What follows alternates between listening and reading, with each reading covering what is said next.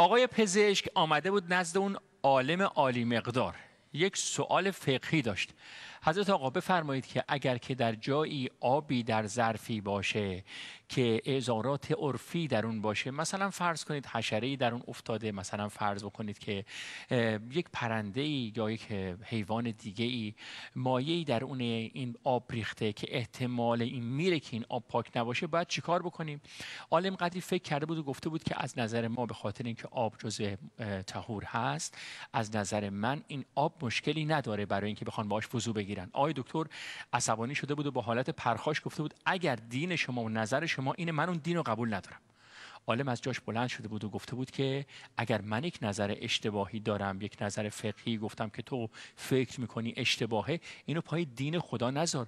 بگو یه آخوندی توی کوفه یه همچین حرفی زده بوده. بسیار متواضع بود و بسیار خاکسار بود. درباره او اینگونه گفتند که ما با هم همدرس بودیم، من و حضرت علامه محمد حسین طباطبایی صاحب المیزان. راستش رو بخواهی من رفتم دنبال رساله عملیه نوشتن، ایشان فداکاری کرد و هرچند شاگرد ممتاز حضرت آیت الله میرزایی نائینی بود، اما فداکاری کرد، عمر خود را به مجاهده قرآن گذاشت. اکنون برای او المیزان باقی مانده، رساله عملیه ما هم فلفل زردچوبه درش نمیپیچند و این در نهایت فروتنی بود.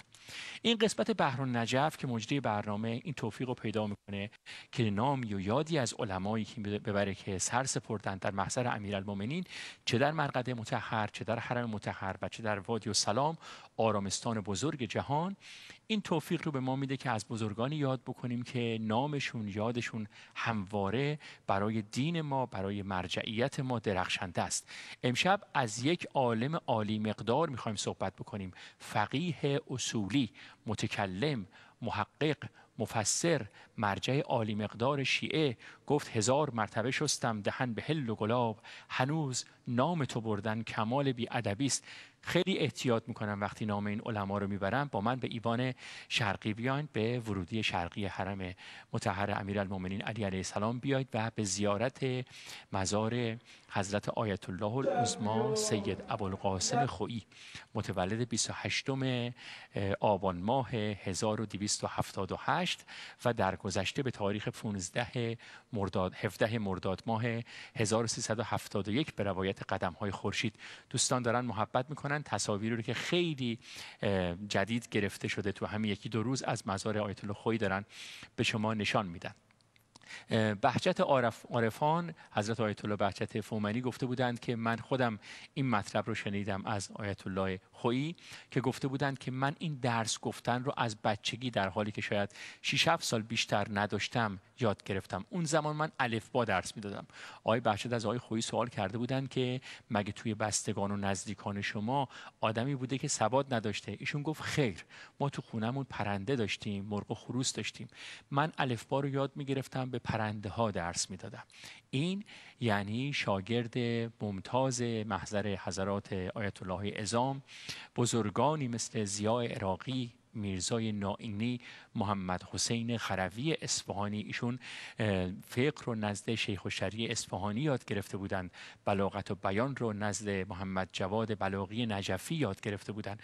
از جمله آثاری که بسیار آقای خویی براش زحمت کشیدن، به اصطلاح مجموعه البیان فی تفسیر القرآن و نفحات الاعجاز و معجم رجال الحدیث بود که این معجم مجموعه بسیار شگفت‌انگیز، قرآن هم شگفتیش رو این تفسیر از شگفتی قرآن گرفته. یکی از نکاتی که مهم هست در زندگی آیت الله خویی این که ایشون در سال 1991 میلادی مصادف با 1369 هجری خورشیدی به خاطر موضوعی که در انتفاضه و خیزش عمومی شیعیان در عراق پیش آمد، با این خیزش مطابقت، موافقت و همراهی کرد و به خاطر همین در محافظت قانونی محافظت غیر قانونی در منزل خودش قرار گرفت توسط به اصطلاح دولت جائر و ستمکار بس.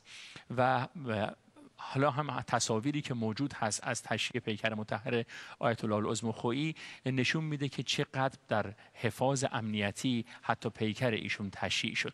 نکته مهم دیگری که در زندگی ایشون میگذره این که شاید کمتر کسی بدونه که ایشون استاد مسلم ریاضیات، حساب احتمالی، هندسه فضایی و جبر و مثلثات بودن. شاید کمتر کسی به این نکته اشاره کرده.